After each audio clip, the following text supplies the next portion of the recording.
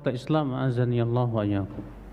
Sekarang kita akan membahas apa saja sih udzur yang menjadikan seseorang jatuh ya keharusan untuk pergi sholat berjamaah. Apa udzur yang membolehkan seseorang tidak mendatangi sholat berjamaah? Di sana ya akhi, ketahuilah ada beberapa udzur yang disebutkan oleh dalil yang menunjukkan bahwa udzur-udzur ini menyebabkan seseorang boleh tidak datang ke sholat berjamaah. Yang pertama, al-matar wal wahl, hujan. Nah, batasan hujan kayak gimana? Iya. Ai alladhi yashukku ma'ahul khuruj ilal masjid. Batasan hujan itu yang membuat kita sulit pergi ke masjid. Adapun kalau tidak sulit, maka ya tetap kita berusaha untuk pergi ke masjid. Kalau cuma sebatas gerimis kecil, ya kita berusaha untuk pergi ke masjid. Ya kalau memang itu tidak menyulitkan, Pak. Tapi kalau menyulitkan, ya maka pada waktu itu tidak apa-apa, kita tidak pergi ke masjid. Ya. Dalilnya dari Nafi bahwasanya Ibnu Umar adzana bis shalah fi lailatin dzati bardin warihin. Bahwa Ibnu Umar pernah suatu ketika adzan di suatu malam yang sangat dingin dan anginnya kuat. Tsumma qala, kemudian beliau setelah azan berkata, ala sallu fir rihal, ya hendaklah kalian sholat di rumah kalian masing-masing. Tsumma qala, kemudian Ibnu Umar berkata, inna Rasulullah sallallahu alaihi wasallam kana ya'murul muadzin idza kanat lailata dzati bardin wa matarin yaqul sallu fir rihal. Sesungguhnya Rasulullah sallallahu alaihi wasallam memerintahkan muadzin apabila malam yang sangat dingin dan angin yang kencang untuk mengatakan sholatlah kalian di rumah kalian. Nah ini untuk muadzin nih ya. Jadi sunnahnya muadzin mengucapkan apa? Kalau hujan deras atau angin yang sangat kencang, kita ucapkan kata muadzin, ala sallu fir rihal, ala sallu fir rihal. Namun terjadi ikhtilaf para ulama. Ucapan ini diucapin kapan nih? Sebagian ulama mengatakan diucapkan setelah selesai adzan. Alasannya karena supaya tidak merubah kata kalimat-kalimat adzan. Sementara sebagian ulama, dari pendapat Ibnu Abbas, bahwa ala sallu fir rihal itu menggantikan hayya ala sholah. Menggantikan apa? Hayya ala sholah. Karena hayya ala sholah tujuannya apa, Pak? Memanggil orang sholat. Ya. Sebab kalau misalnya setelah azan, mari kita sholat, tahu-tahu udah sholat di rumah. Gimana sih ini muadzin katanya suruh kemari sholat, sekarang suruh sholat di rumah. Kayak tabrakan gitu loh, Pak.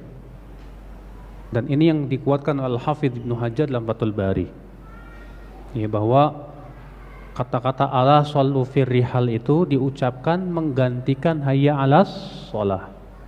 Jadi hayya alas sholahnya dihilangkan dan diganti dengan ala shollu fir rihal. Nah itu pendapat Ibnu Abbas. Iya.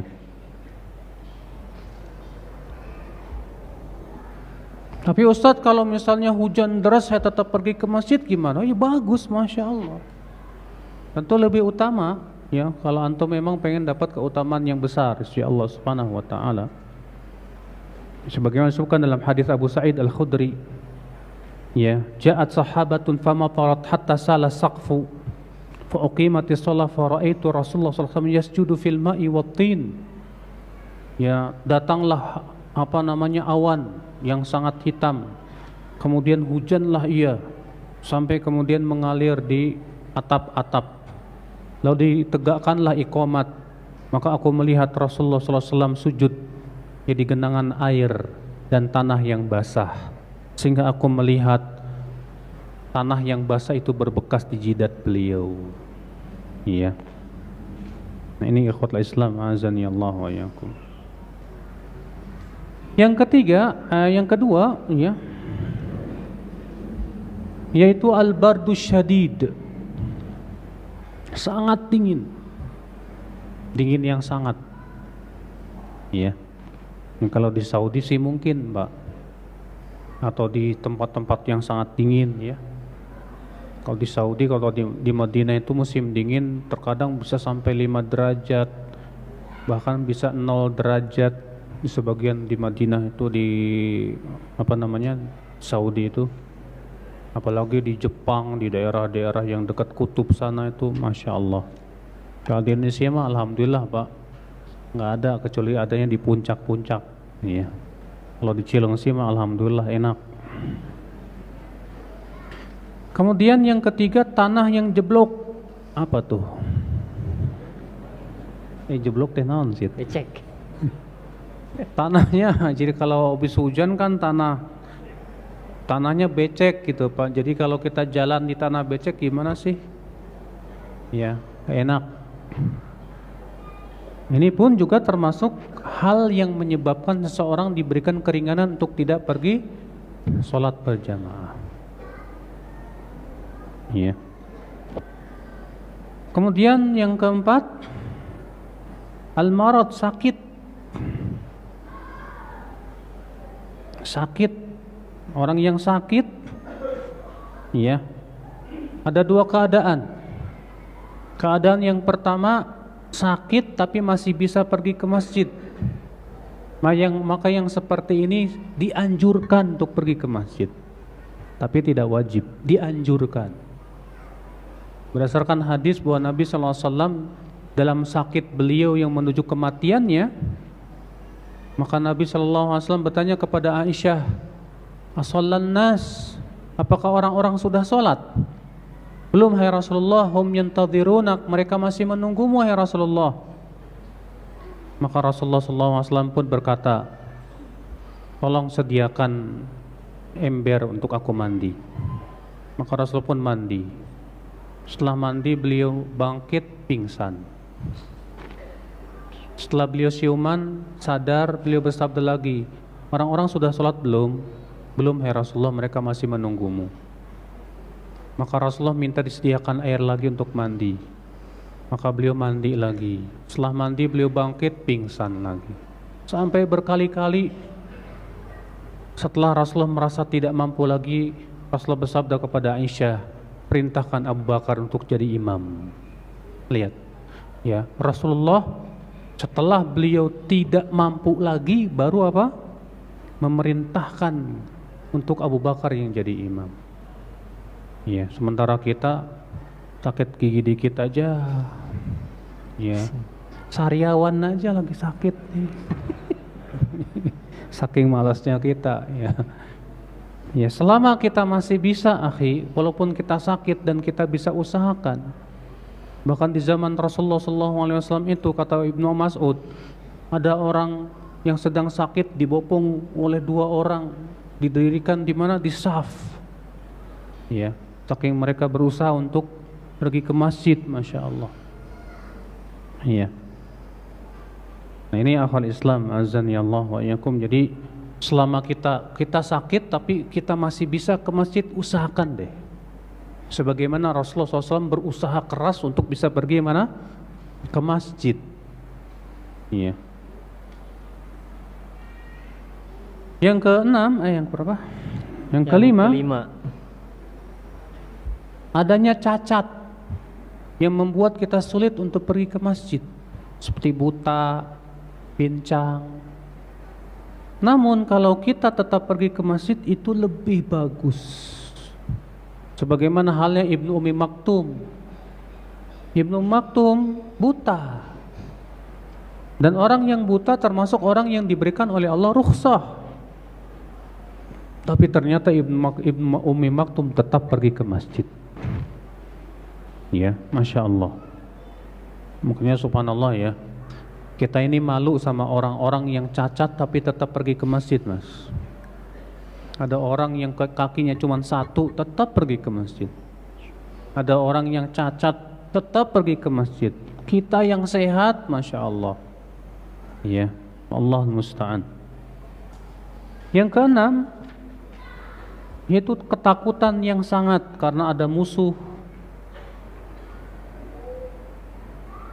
atau ada binatang buas nongkrong depan masjid misalnya. Ada harimau nongkrong, kita mau ke masjid takut terkam, gimana ini? Iya, tapi jarang itu terjadi, Pak. Iya.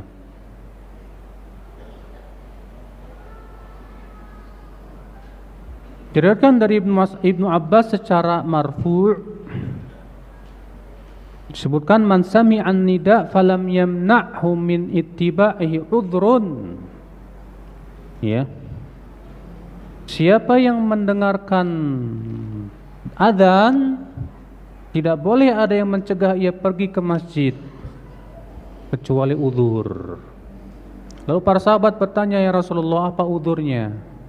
Kata Rasulullah, khaufun aw marad, ya takut atau sakit. Akan tetapi hadis ini dhaif, akan tetapi maknanya benar kata para ulama. Iya. Yang ketujuh, yaitu makanan yang sudah dihidangkan untuk kita. Iya. Pas antum mau pergi ke masjid, ternyata makanan di rumah sudah dihidangkan. Sementara perut kita udah seriosa, Pak, bukan kerencongan lagi. Maka pada waktu itu dahulukan makan. Sebagaimana sabda Rasulullah SAW, "Idza wudi'a asya'u ahadikum wa uqimatis shalah fabda'u bil asya'."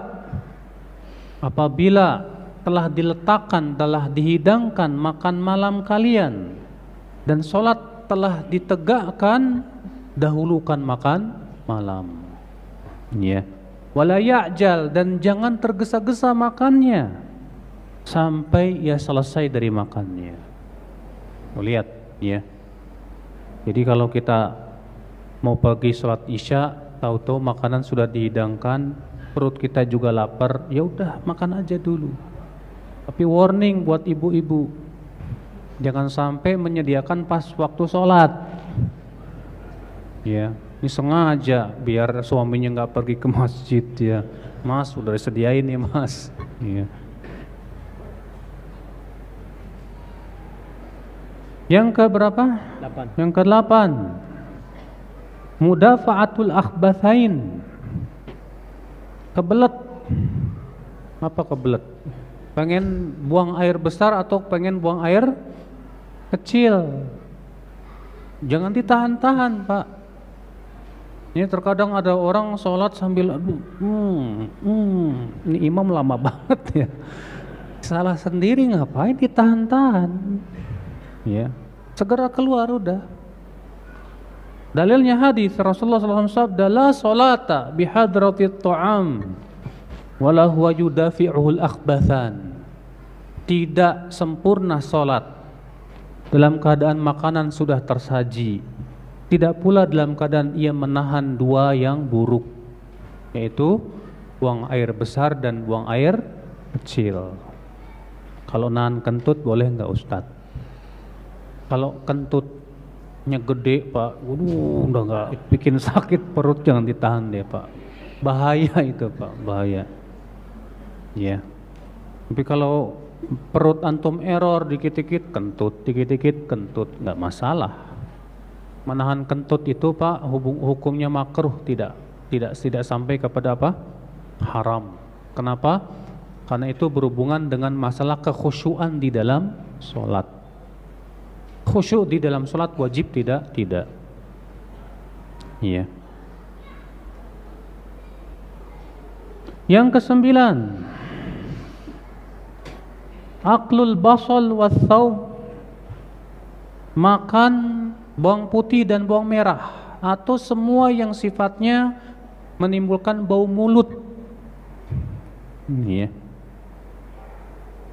Berdasarkan hadis yang sudah kita sebutkan tadi, man akal al-basal wa thawm fala yaqrabanna masjidana fa innal malaikata tata'adza mimma yata'adza minhu banu Adam. Rahul Bukhari wa Muslim. Siapa yang makan bawang putih atau bawang merah ya, atau lobak, pokoknya semua yang sifatnya bau, jangan sekali-kali ia mendatangi masjid kami, karena malaikat pun merasa terganggu sebagaimana manusia merasa apa? Terganggu. Saya dulu waktu kuliah Pak pernah pagi sholat ya, pas sujud di samping saya menguap. Rupanya dia baru makan bawang, gitu. Ya nggak mau muntah saya.